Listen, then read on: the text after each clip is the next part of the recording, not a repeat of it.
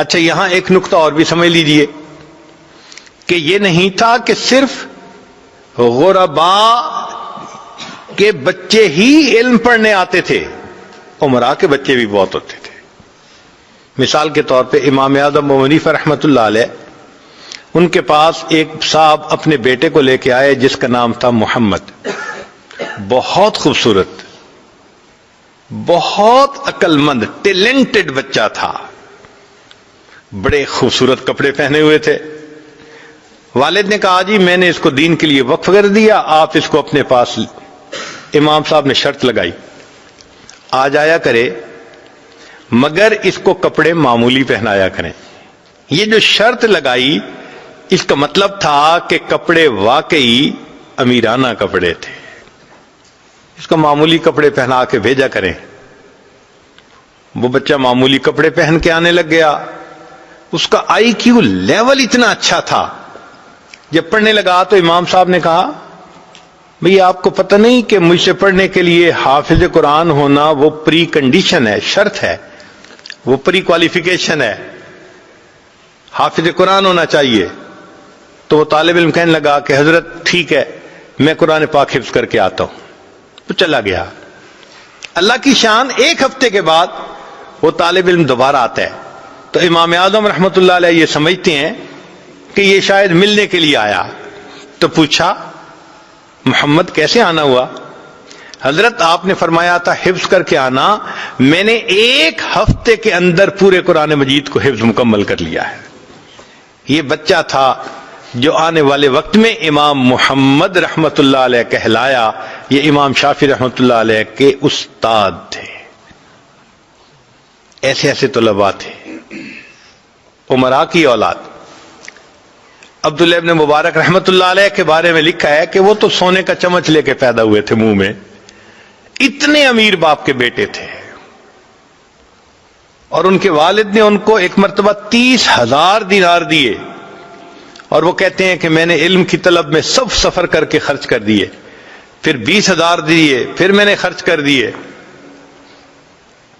ان کے پاس اپنے والد کی وراثت کے بہت پیسے تھے، مگر علم کی طلب ایسی تھی کہ وہ اسی کام میں لگے رہتے تھے۔ اللہ نے پھر ان کو یہ مرتبہ دیا کہ امام احمد بن حنبل رحمۃ اللہ علیہ کو ملنے کے لیے جب جاتے تھے تو امام احمد بن حنبل رحمۃ اللہ علیہ اپنی مسند سے اٹھ جاتے تھے اور امام محمد رحمۃ اللہ علیہ کو اس جگہ، عبداللہ ابن مبارک رحمۃ اللہ کو اس جگہ بٹھایا کرتے تھے،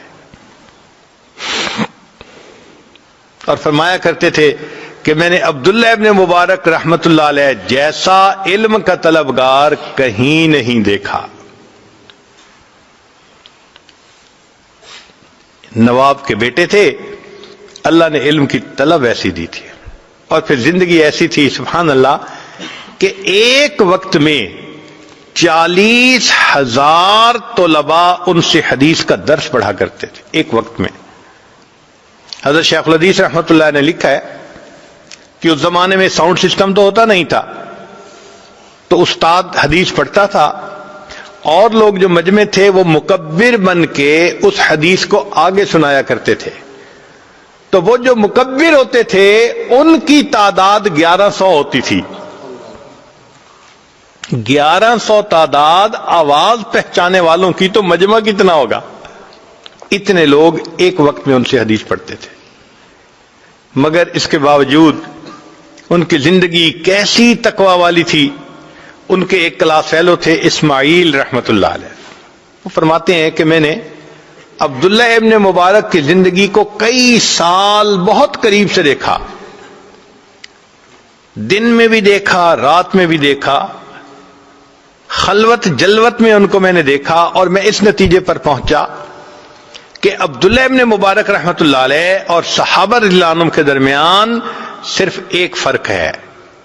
وہ فرق کون سا تھا کہ صحابہ رضی اللہ عنہم کو نبی علیہ السلام کے دیدار کا شرف حاصل تھا، جو عبداللہ ابن مبارک رحمت اللہ علیہ کو حاصل نہیں تھا۔ اس کے علاوہ ان کی اور ان کی زندگیوں میں مجھے کوئی فرق نظر نہیں آتا تھا۔ امراء کے بیٹے تھے، مگر دیکھیے علم کی طلب میں انہوں نے کس طرح اپنے آپ کو مٹا دیا۔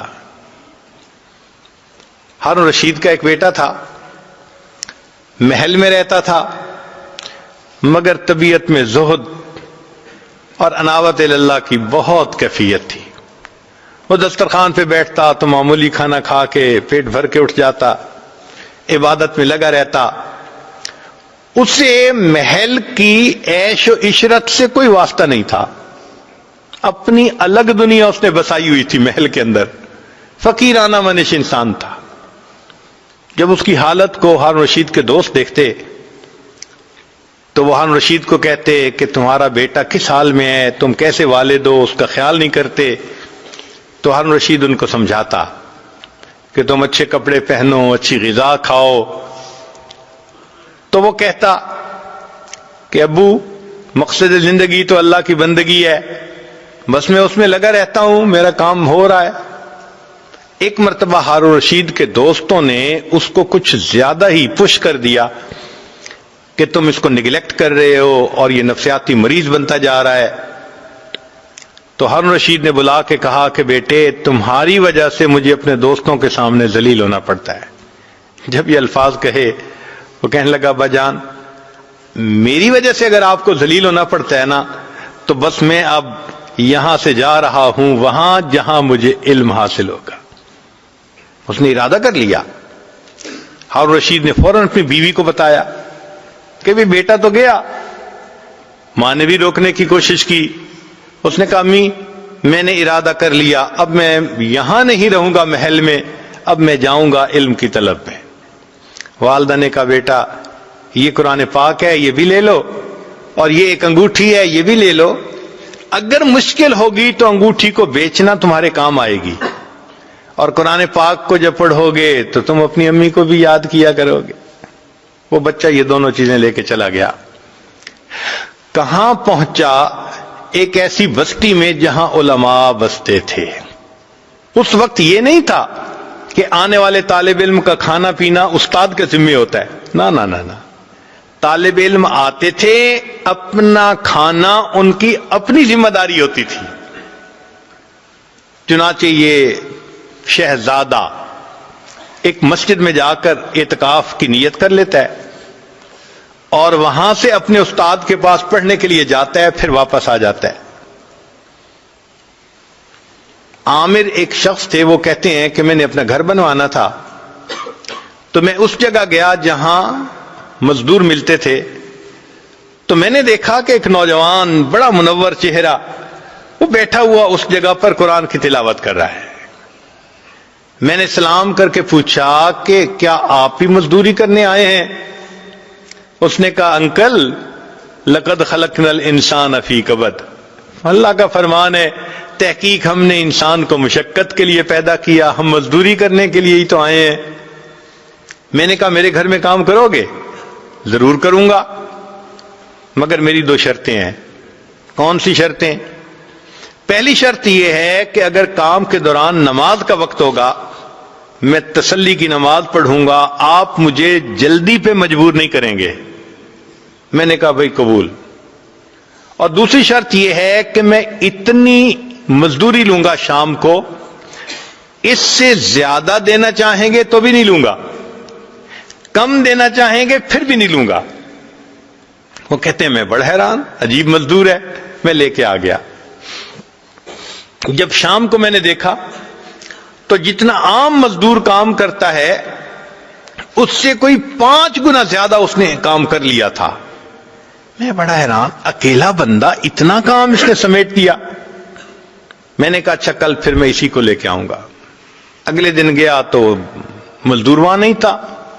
ساتھیوں سے پوچھا، وہ کہنے لگے بھائی وہ تو طالب علم ہے، ہفتے میں ایک دن چھٹی ہوتی ہے اور اس دن وہ مزدوری کرتا ہے، اور مزدوری میں اتنے پیسے لیتا ہے جس سے کہ 7 روٹیاں خرید سکے۔ روزانہ کی 1 روٹی کھا کے گزارا کر لیتا ہے، باقی وقت وہ علم کی طلب میں لگا رہتا ہے۔ اب اگلے ہفتے پھر وہ کام کرنے آئے گا۔ عامر کہتے ہیں کہ میرے دل میں ایسی محبت تھی کہ میں نے کہا اچھا میں اگلے ہفتے پھر اس کو لے جاؤں گا۔ اگلے ہفتے میں اس کو لے کے آیا۔ اب میں چھپ کے دیکھنے لگا کہ بھائی اس کے کام میں کیسے اتنی برکت ہے. تو میں نے دیکھا کہ وہ اینٹیں اٹھا کے جوڑ رہا تھا, دیوار بنا رہا تھا, اور اینٹ خود بخود جیسے کوئی چیز فٹ ہوتی ہے نا, وہ اس طرح اپنی جگہ پہ پڑ رہی تھی. یعنی ایسے نہیں تھا کہ اینٹ اٹھاؤ, اسے رکھو, الائنمنٹ کرو, پھر اسے ٹھونکو اپنی جگہ پہ, نہیں, یہ چیز نہیں تھی.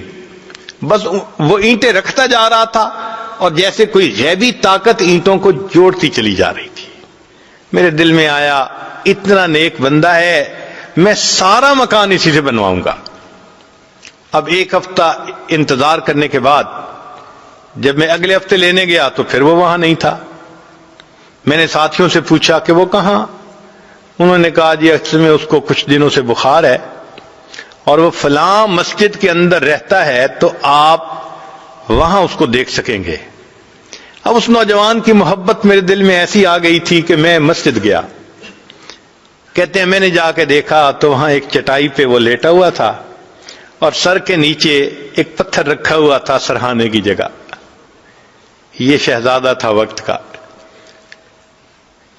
یہ اپنے اختیار سے دنیا کو لات مار کر علم کی طلب کے لیے نکلا تھا. چٹائی پہ لیٹا ہے, سر کے نیچے پتھر ہے, سرہانے کی جگہ. میں قریب گیا تو میں نے دیکھا کہ بخار سے جسم تپ رہا تھا. میں نے اس کا سر اٹھا کے اپنی گود میں رکھ لیا اور میں نے کہا کہ میں تمہارا علاج کرواتا ہوں اور تمہارے لیے کچھ بندوبست کرتا ہوں. جب میں نے یہ بات کہی تو وہ مجھے دیکھ کر کہنے لگا کہ انکل اگر آپ کوئی میری فیور کرنا چاہتے ہیں نا تو میرا وقت تو اب آ گیا ہے. یہ دو چیزیں ہیں, میرے کفن دفن سے فارغ ہونے کے بعد یہ چیزیں آپ ہارون رشید کو جا کے دے دینا. وہ کہتے ہیں کہ اس وقت تو مجھے جلدی میں بات سمجھ نہ آئی کیونکہ اس نے کلمہ پڑھا, فوت ہو گیا. جب اس کو دفن کر چکا نا پھر مجھے خیال آیا, لوگ کہا کرتے ہیں کہ ہارون رشید کا ایک بیٹا بڑا نیک زاہد عابد محل میں فقیرانہ زندگی گزارتا ہے, کہیں یہ وہی تو نہیں تھا کہ جو کہہ رہا ہے کہ میری دو چیزیں ہارون رشید کو جا کے دینا. اب میری طبیعت میں اور تجسس ہوا کہ میں ذرا دیکھوں تو صحیح. میں دونوں چیزیں لے کے شہر آیا. ہارون رشید کی سواری جا رہی تھی اور لوگ دیکھنے کے لیے آئے ہوئے تھے, ہجوم تھا لوگوں کا. میں نے لوگوں سے تھوڑا راستہ لے کر ہارون رشید کو دیکھا تو میں نے اس کو دور سے وہ انگوٹھی دکھائی. ہارون رشید سمجھ گیا. اس نے پولیس والوں کو کہا کہ اس بندے کو میرے پاس لے آؤ محل میں, یہ مجھ سے کچھ بات کرنا چاہتا ہے. مجھے محل پہنچا دیا گیا.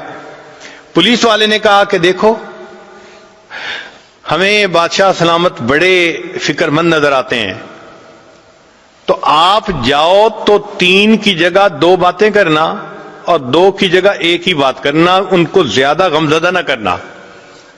میں جب اندر گیا تو ہارون رشید دیکھ کر کہنے لگا اے دوست مجھے لگتا ہے تو میرے لیے کوئی غم کی خبر لایا ہے. میں نے اسے پورا واقعہ سنایا. کہنے لگے جب میں نے واقعہ سنایا تو ہارون رشید نے پہلی بات تو یہ کی کہ تم میرے بیٹے شہزادے سے گھر کر بنواتے رہے مزدوری. میں نے کہا مجھے کیا پتا تھا کہ یہ شہزادہ ہے آپ کا بیٹا ہے. وہ تو 1 دن مزدوری کرتا تھا اور اس مزدوری میں 7 روٹیوں کے برابر قیمت لے کر ہر روز 1 روٹی کھا کے بقیہ وقت علم کو حاصل کرتا تھا. اس پر ہارون رشید کی آنکھوں میں آنسو آ گئے. کہنے لگے بیٹا تو سمجھدار نکلا, تو نے زندگی کی حقیقت کو پہچانا. تیرا باپ اپنے بال سفید کر بیٹھا, زندگی کی حقیقت کو نہ سمجھ سکا. ان طلباء میں ایسے ایسے امراء کے بیٹے بھی شامل ہوتے تھے جو اختیاری فقر کے ساتھ علم کی طلب کرتے تھے.